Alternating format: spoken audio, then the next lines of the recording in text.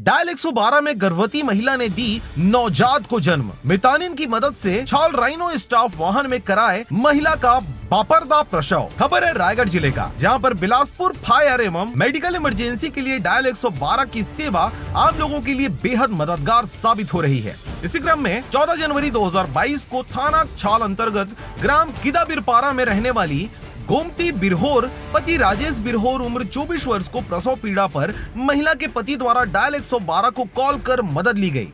Medical emergency के call पर छाल राइनो में स्टाफ आरक्षक बसंत लकड़ा, वाहन चालक संदीप चौहान महिला के घर के लिए रवाना हुए और महिला तथा उसके परिवार को वाहन में बिठाकर CHC हाटी के लिए रवाना हुए। रास्ते में ग्राम पुरंगा के पास महिला को तेज पीड़ा होने पर डायल 112 स्टाफ द्वारा वाहन को रोका गया और मितानिन की मदद से महिला का वाहन में ही बापरदा प्रसव कराया गया, जिसके तत्काल बाद महिला व नवजात को CHC हाटी ले जाकर भर्ती कराया गया। CHC की नर्स बताई कि कुछ और देरी होने पर महिला और नवजात दोनों को खतरा हो सकता था। फिलहाल महिला और नवजात दोनों ही स्वस्थ हैं और सब तरफ डायल 112 और उसके पूरे स्टाफ की प्रशंसा हो रही है। क्राइम ब्यूरो अवध बरेट की रिपोर्ट, RJ रमझाझर।